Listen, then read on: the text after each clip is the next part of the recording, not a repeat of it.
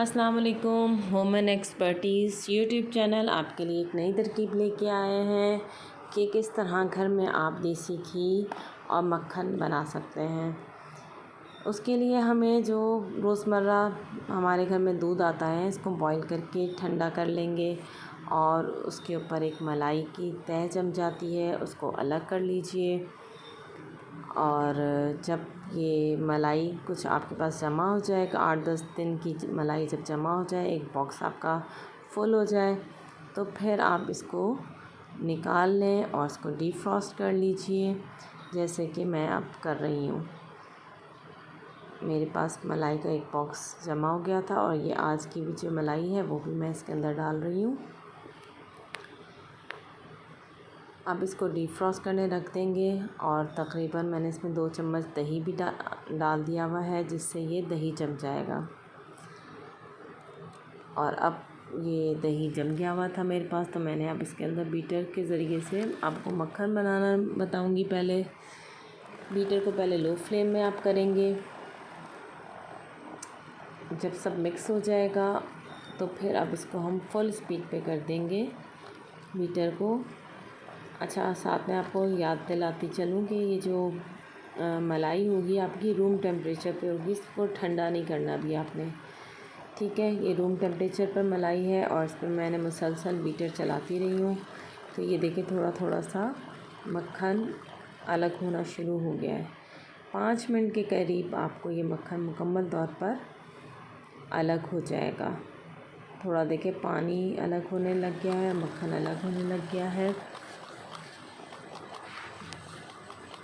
अब बस आप इसको चलाते जाएंगे तो कुछ ही देर में ये मक्खन बाहर निकल आएगा, अलग हो जाएगा।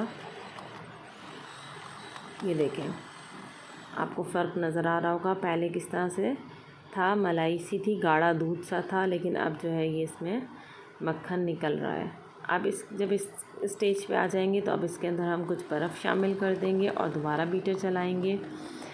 बर्फ़ डालने से क्या होगा कि आप ये जो मक्खन है वो मज़ीद थोड़ा सख्त हो जाएगा और इसमें जो लस्सी होगी वो एक साइड पे हो जाएगी, नीचे रह जाएगी और मक्खन ऊपर की तरफ मुकम्मल तौर पे आ जाएगा और इसको अलग करना और आसान हो जाएगा।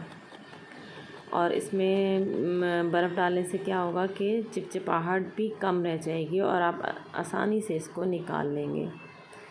निकालेंगे कैसे कि आप इसको हाथ में लें और इसको इस तरीके से झटकें। इससे तमाम जो पानी होगा, एक्स्ट्रा पानी, वो सब निकल जाएगा। पानी यानी लस्सी अलग हो जाएगी और मक्खन सिर्फ रह जाएगा। और इसको इस तरीके से थोड़ा थोड़ा दबाएं भी और इसको एक प्लेट में रख लें, ठीक है। अगर आपने सिर्फ मक्खन लेना है, घी नहीं बनाना है, तो सारा मक्खन जो है ये इस तरह से निकाल लें। लेकिन अगर आपने घी भी बनाना है तो अगले स्टेज में मैं आपको बताऊंगी कि इसी मक्खन से हम किस तरह से घर पर असली देसी घी बना सकते हैं। ये मक्खन मैं इसको सेट कर लूँगी प्लेट में। ये मैंने सेट कर लिया है और इसके साइड पे भी थोड़ा थोड़ा भी पानी है, ये भी मैं निकाल लूँगी। आधा मैंने मक्खन निकाल लिया, इसको फ्रिज में रख दूँगी ताकि ये थोड़ा सख्त हो जाए और इसकी टुकड़ियाँ काट लेंगे फिर हम इस मक्खन की, ठीक है। और जो कुछ छोड़ दिया है मैं, अभी भी है इसके अंदर मक्खन, तो इसको भी इसी तरीके से मैं निकाल रही हूँ। और ये मैंने वो वाला मक्खन भी निकाल लिया है और ये मैंने मक्खन फ्रीज़र में रख दूँगी इसको ठंडा करने के लिए। और इस मक्खन को मैं चूल्हे पे चढ़ा दूँगी फुल फ्लेम में, यानी फुल आंच पे आप इसको पकाएंगे। इतनी देर पकाएंगे कि कुछ पानी जो है खुश्क हो जाए।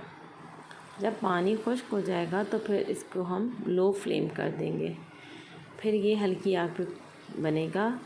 अगर हम इसको आखिर तक फुल फ्लेम पे रखेंगे तो क्या होगा, ये जलने का इसका बहुत ख़तरा होगा। अब हल्की आग कर दी मैंने इसके नीचे से, ये देखिए मैंने हल्की आग कर दी है। और आप ये हल्की आग में 10 मिनट मज़ीद और लेंगे तो जो इसमें घी है वो एक साइड पे हो गया। और जो ये आपको वेस्टेज है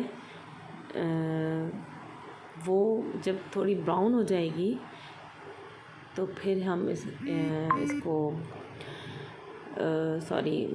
देसी घी को अलग कर लेंगे।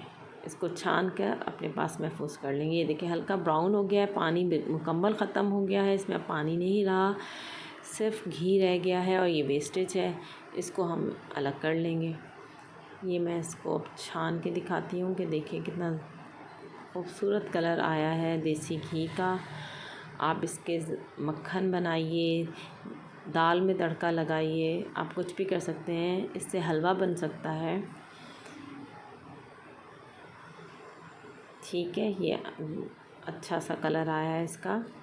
और ये अब मैं आपको इसकी टुकड़ियाँ करना बता रही हूँ। मक्खन जो मैंने फ्रीज़ कर दिया था, इसकी हम टुकड़ियाँ बना के इसको बॉक्स में रख कर फ्रीज़ कर लेंगे। जितनी आपको ज़रूरत है उतना मक्खन निकालिए और जो है अपने सालोनों में डालिए, पराठे के ऊपर लगाइए, रोटी को चोपड़िए इससे।